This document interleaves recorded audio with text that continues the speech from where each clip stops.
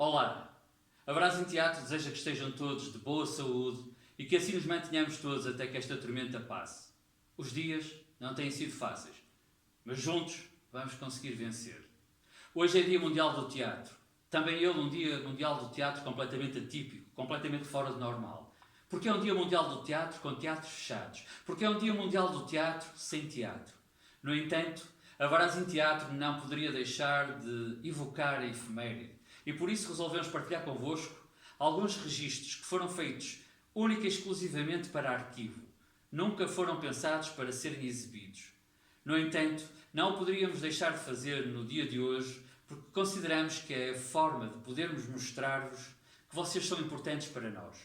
Vocês são a razão da nossa existência e, sem vocês que nos acompanharam no passado, que foram o nosso público, que foram os nossos amigos, que foram o nosso apoio, nós não teríamos chegado até aqui. Da mesma maneira que nós queremos que vocês saibam que hoje, não podendo estar convosco, não deixamos de estar a pensar em vocês. Porque contamos convosco, com toda a certeza, para quando tudo isto passar, continuarmos o nosso caminho, o nosso percurso, que ainda tem tanto por percorrer. Mas queremos partilhar convosco também aquela que é a mensagem oficial, internacionalmente considerada, do Dia Mundial do Teatro. Foi escrita por um paquistanês que se chama Shahid Nadeem. Ele deu-lhe o título de O Teatro como Santuário e diz assim: é uma honra para mim escrever a mensagem do Dia Mundial do Teatro 2020.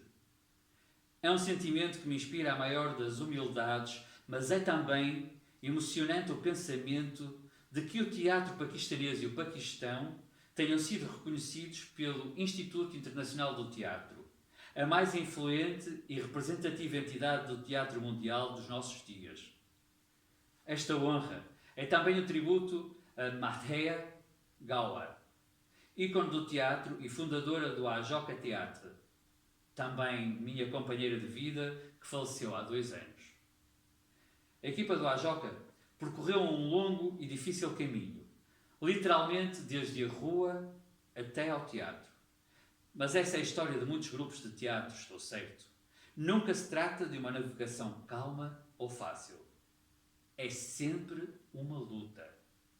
Eu provenho de um país maioritariamente muçulmano, que viu várias ditaduras militares, horríveis ataques de extremistas religiosos e 3 guerras com a vizinha Índia, com quem partilhamos milhares de anos de história e património.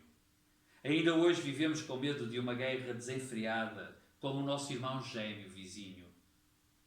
Até mesmo de uma guerra nuclear, pois os 2 países possuem atualmente armas nucleares. Por vezes, dizemos a brincar, os tempos maus são bons para o teatro.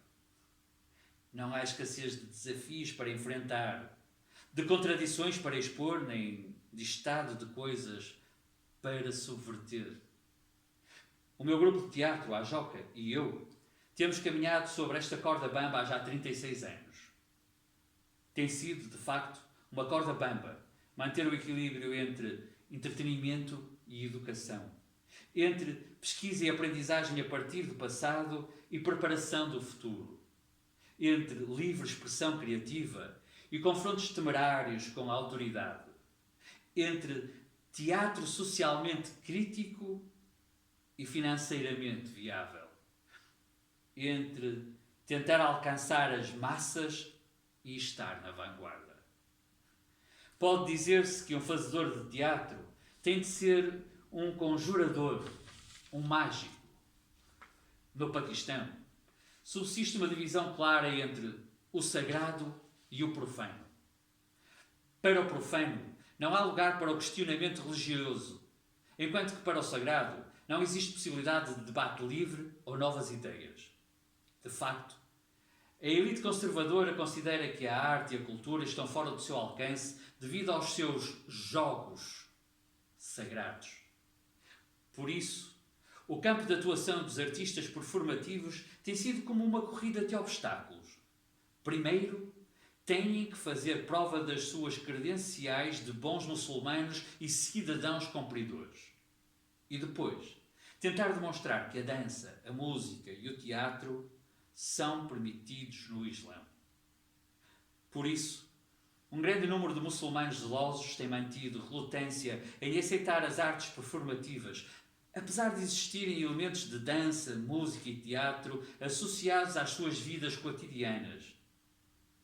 E, entretanto, nós tropeçamos numa subcultura que tinha o potencial de convocar o sagrado e o profano para o mesmo palco.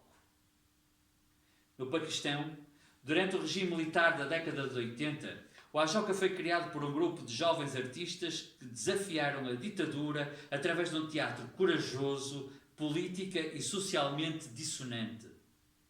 Eles descobriram que os seus sentimentos, a sua raiva, a sua angústia já haviam sido exprimidos de uma forma incrível por um bardo sufi, que vivera uns 300 anos antes. Tratava-se do grande poeta sufi Bulleh Shah.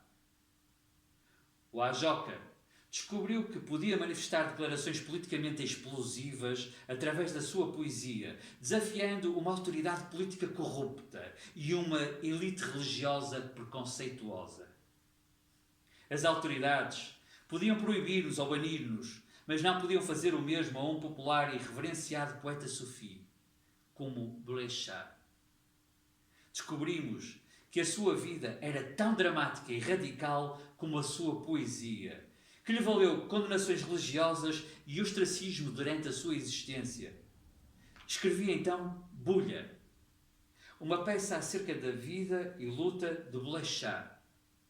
O Bulha, tal como é afetuosamente mencionado pelas massas na Ásia Meridional, pertence a uma tradição de poetas sufi do Punjabi, que temerariamente desafiaram a autoridade dos imperadores e dos demagogos clericais, através da sua poesia e prática.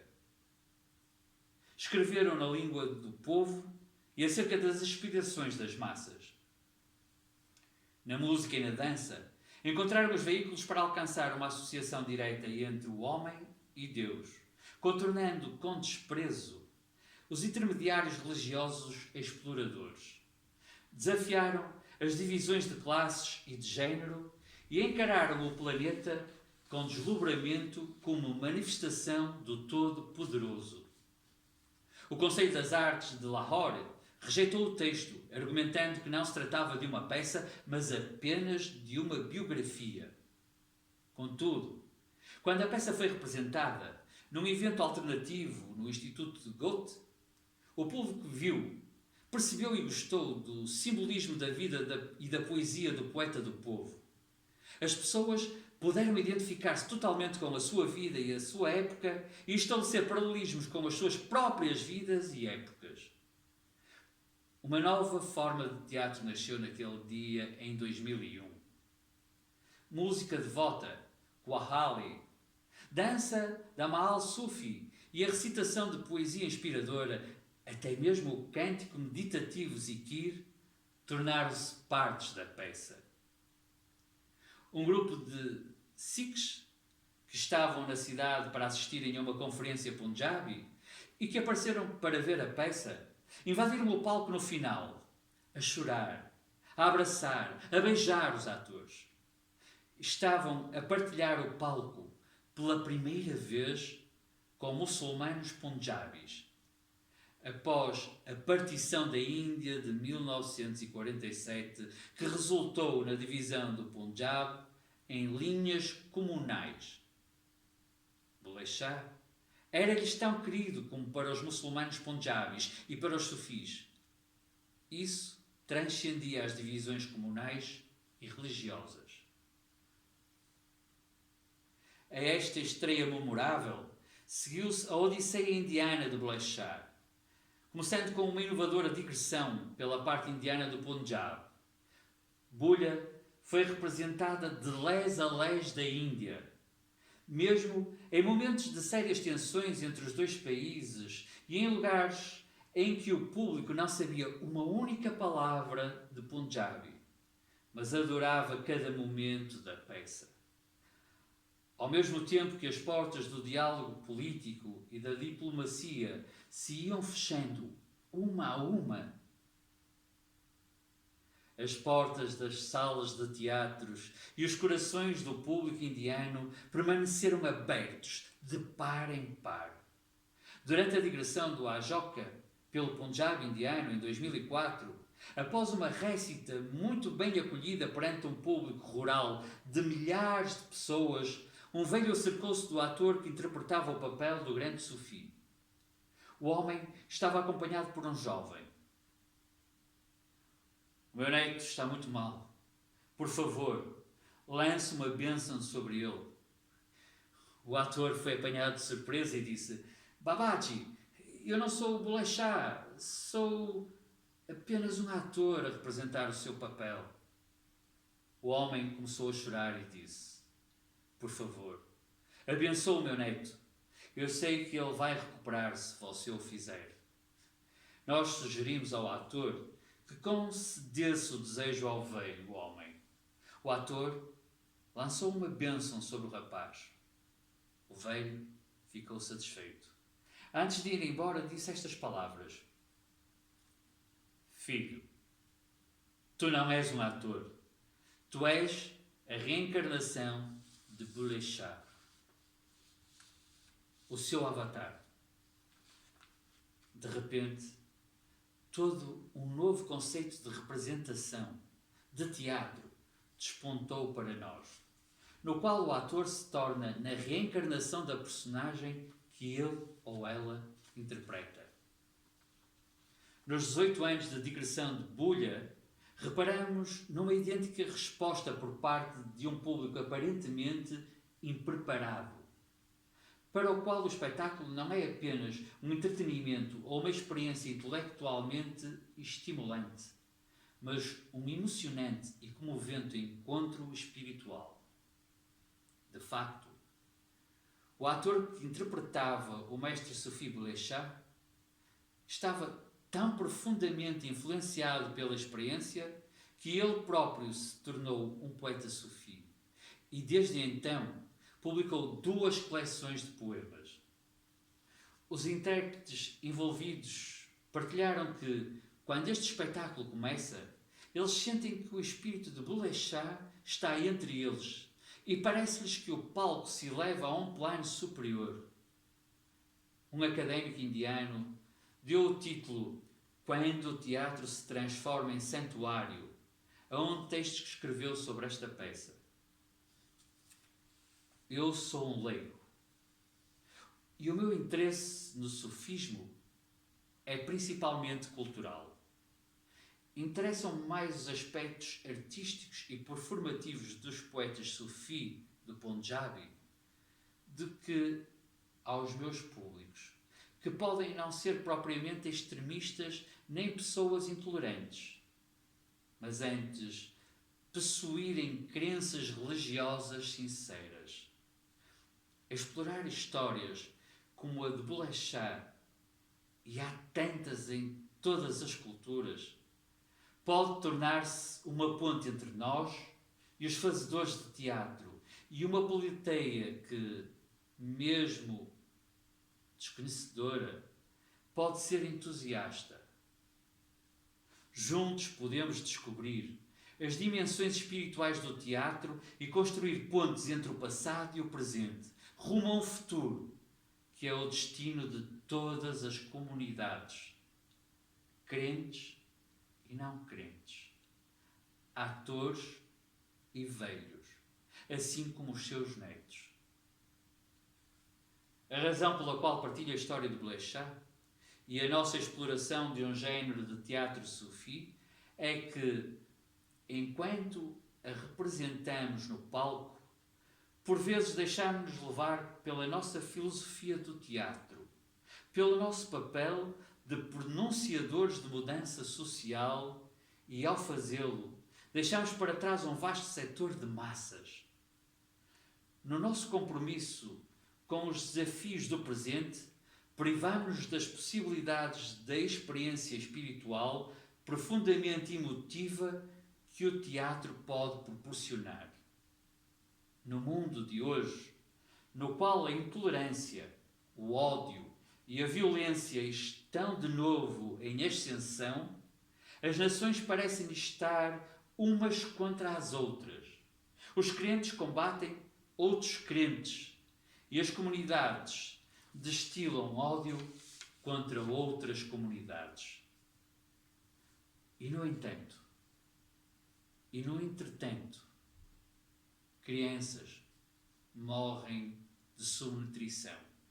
Mães morrem no parto por falta de cuidados médicos atempados. E as ideologias do ódio florescem. O nosso planeta mergulha cada vez mais profundamente numa catástrofe climática. E podemos mesmo ouvir o tropel dos 4 cavaleiros do Apocalipse. Precisamos de renovar a nossa força espiritual. Temos de combater a apatia, a letargia, o pessimismo, a ganância e o desrespeito pelo mundo em que vivemos, o planeta em que vivemos. O teatro tem um papel, um nobre papel, para energizar e mobilizar a humanidade a erguer-se da sua descida para o abismo. O teatro pode elevar o palco, o espaço de representação, a algo sagrado. Na Ásia Meridional, os artistas tocam o palco com reverência antes de o pisarem, numa tradição que já vem desde quando o cultural e o espiritual estavam interligados. É tempo de reganharmos a relação simbólica entre o artista e o público, o passado e o futuro. Fazer teatro pode ser um ato sagrado e os atores podem, de facto, tornar-se avatares dos papéis que interpretam. O teatro eleva a arte de representar a um plano espiritual superior. O teatro tem o potencial de se tornar num santuário. E o santuário num espaço performativo. A tradução do texto é de Ricardo Simões, do Teatro de Noroeste, nosso amigo, ligado à nossa história. Esperamos que este Dia Mundial do Teatro possa ser um bom dia, acima de tudo. Um bom dia para cada um de nós. Bem-ajam.